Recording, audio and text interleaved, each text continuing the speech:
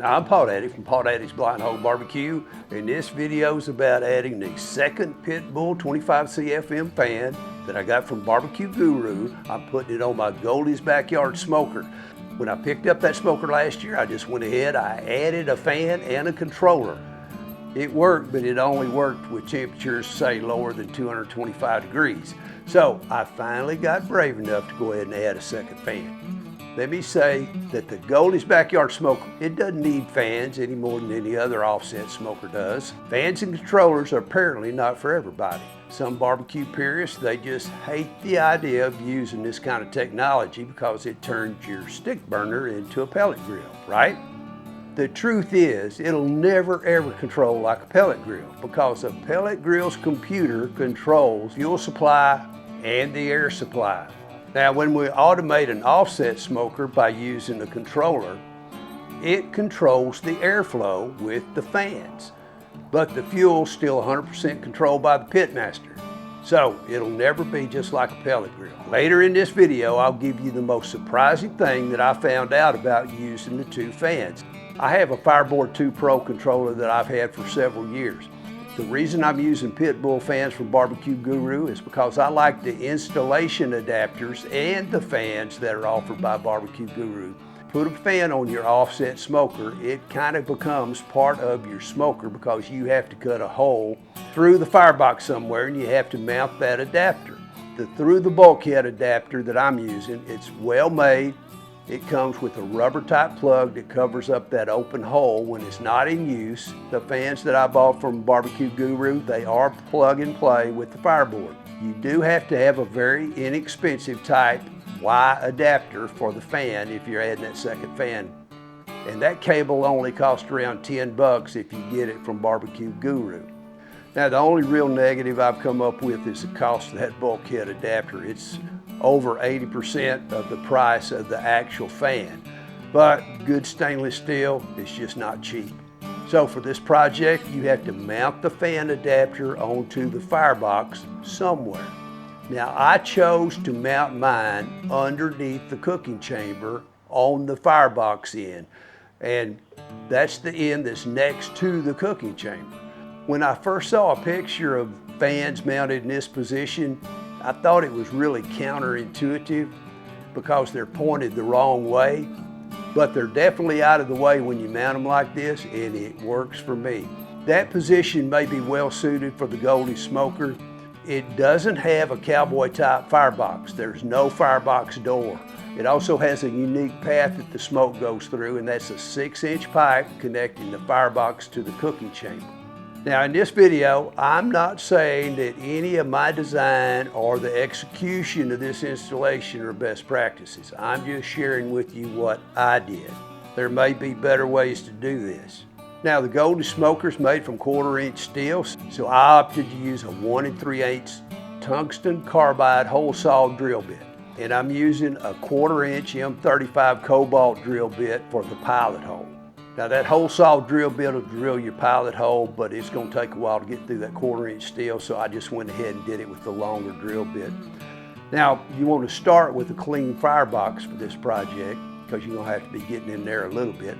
And I opted to drill my pilot hole first, and I had plenty of those 1/4-inch drill bits if things didn't go well. So I'm happy to report that I got the pilot hole drilled using only one good sharp bit. I didn't film it, but before you start, you should really go inside the firebox and lay down some paper towels back there where you're drilling that hole so you can catch any metal shavings that fall through. Next, I drilled that 1 3/8-inch hole. So if you have a metric drill bit, a 35mm is supposed to equal to that 1 3/8. They're one and the same. Now, it is going to take a few minutes to drill that hole through 1/4-inch steel. And it's going to take longer if you got 3/8 steel. But take your time, don't overheat your drill bit, and you'll get through it if you start with a good bit. Now when you get that hole drilled, then retrieve the metal shavings from inside the firebox. They were all sitting on that paper towel. So that part made it real easy to get those shavings out. And then the next thing we got to do is stick the adapter in the hole from the outside toward the inside. threads protrude back into the firebox, and the inducer nut has to be screwed onto the tube from the inside of that firebox. And this part would be easier with 2 people because you don't have that cowboy firebox door that we talked about. You have to have a long enough arm to reach through the firebox and screw that nut on. Now remove that rubber type cover and you stick the fans on. They just slide on there. And the pit bull fans have a perpendicular slide that covers the discharge hole. You have to make sure that that is open. You just look in the end and see if it's open or closed. And of course you take those fans off when you're not using them, and then you reinstall that rubber type plug that we talked about.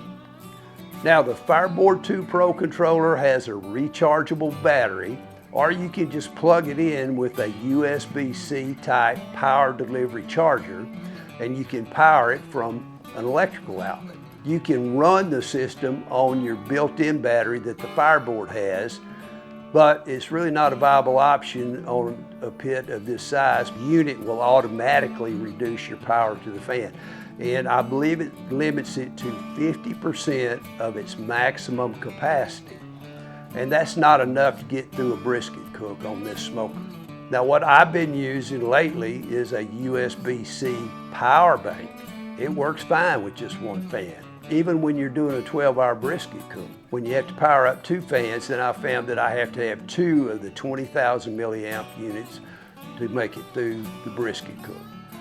If your power bank runs out of juice when it's powering your Fireboard, well then the batteries on the Fireboard take over, and then the fan output's going to be maxed out no more than 50% maximum capacity.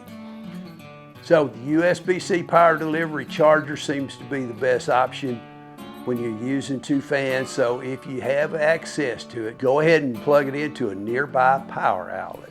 I told you I'd give you the most surprising detail that I learned on my first cook when I was using 2 fans. I had a much faster cook than I'm accustomed to on a smoker. It took 4 hours off the cook time of a brisket. So I'm just talking about this 1 cook, but it's so significant that I think it does matter.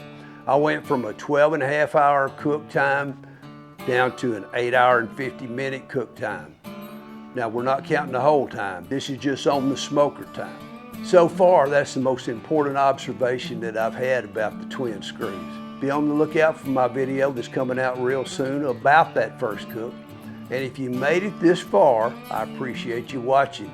Now all you got to do is hit that like button on your way out. Please consider subscribing, and hope to see you next time at Paw Daddy's BlindHawg Barbecue.